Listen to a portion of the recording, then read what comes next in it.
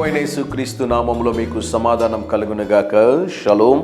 ఈ ఉదయకాల సమయం కొరకు యాకోబు రాసిన పత్రిక 5వ అధ్యాయము 16వ వచనము. మీరు స్వస్థత పొందునట్లు ఒకని కొరకు ఒకడు ప్రార్థన చేయుడి. జాగ్రత్తగా గమనించండి ప్రియులారా, నేను ప్రతి నెల ఇజ్రాయెల్ దేశం పోవడానికి దేవుడు ద్వారములు తెరిచి ఉన్నారు. లాస్ట్ టైం నేను ఇజ్రాయెల్ దేశంలో చివరి రోజు ఉంటుండగా ఎలీము ప్రాంతం ఉంటుంది. ఆ ఎలీము ప్రాంతంలోనే దేవుడు ఇశ్రాయేలీయులకు ఇచ్చిన వాగ్దానం ఏంటి అంటే, నిన్ను స్వస్థపరచు యెహోవాను నేనే. ఆ ప్రాంతానికి నేను మొదటిసారి వెళ్ళినప్పుడు మా అత్తయ్య గారి కొరకు ప్రార్థన చేసినప్పుడు దేవుడు అద్భుతంగా ముట్టి స్వస్థపరిచారు.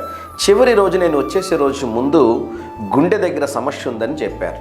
ఆ టైంలో నేను ఎలీము ప్రాంతంలోకి వెళ్ళి మరొక్కసారి మా అత్తయ్య గారి కొరకు ప్రార్థన చేసి భారతదేశం తిరిగి వచ్చాను.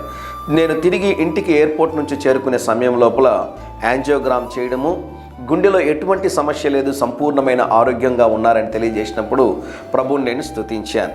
ఈ ఉదయకాల సమయంలో నేను మీకు తెలియజేస్తున్న మాట ఏంటి అంటే, మనము ఒకరి కొరకు ఒకరు మనం ప్రార్థన చేసినప్పుడు దేవుడు మన ప్రార్థనను ఆలకించి స్వస్థపరుస్తాడు. ఇది మొదటి మాట. రెండోది మీరు గమనించండి, ఇజ్రాయెల్ దేశంలో ఎలీము ప్రాంతానికి ఐగుప్తు దేశంలో ఉన్న ప్రాంతాలకు వెళ్ళి ప్రార్థన చేస్తే వింటాడా? అక్కడ మటుకు ప్రార్థన చేస్తేనే అద్భుతం జరుగుతుందా అంటే కానే కాదండి. ఎక్కడి నుంచి మనం ప్రార్థన చేసినా కూడా దేవుడు వింటాడు. అయితే ఆ ప్రత్యేకమైనటువంటి వాగ్దానములు ఇచ్చినటువంటి స్థలంలోనికి వెళ్ళినప్పుడు ఆ వాగ్దానాలు మనం మరొక్కసారి దేవుని సన్నిధిలో గుర్తు చేసి ప్రార్థన చేస్తూ ఉంటాం. మీలో చాలామంది వెళ్ళలేనటువంటి పరిస్థితి ఉంటుంది. అయితే ఆ ప్రాంతాల నుంచి నేను దేవుని వాక్యాన్ని అందిస్తూ ఉన్నాను. ఆ ప్రాంతం నుంచి నేను మీ కొరకు ప్రార్థన చేస్తున్నాను. ఆ ప్రార్థనలో మీరు ఏకీభవించవలసిందిగా దేవుని సేవకుడిగా మనవి చేస్తున్నాను. గమనించండి ప్రియులారా, ప్రభువైన యేసుక్రీస్తు వారిలో ఉన్న ప్రత్యేకత ఏంటి అంటే, మనం ఎక్కడ ప్రార్థన చేస్తే అక్కడికి వచ్చి మనల్ని ఆశీర్వదించేటటువంటి దేవుడు. ఈ ఉదయకాల సమయంలో మరొక మాట చెప్తున్నాను. ఈ నెల తిరిగి నేను ఇజ్రాయెల్ దేశంలో, అదే రీతిగా ఐగుప్తు దేశానికి, జోర్డాన్ దేశం, దుబాయ్ దేశం వెళ్తున్నాను.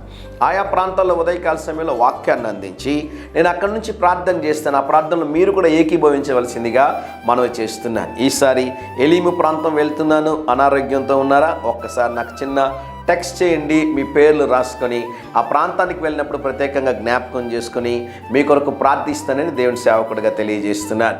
ధైర్యంగా ఈ దినాన్ని ఎదుర్కోండి. దేవుని సన్నిధి మీకు తోడుగా వచ్చునుగాక. ప్రియ పరలోకపు తండ్రి, ఈ దినం మా ప్రియులు ఎవరైతే అనారోగ్యంతో ఉన్నారో వారిని ముట్టి స్వస్థపరిచి సంపూర్ణమైన ఆరోగ్యము దయచేయమని యేసు నామములో ప్రార్థిస్తున్నాము తండ్రి. Amen, amen.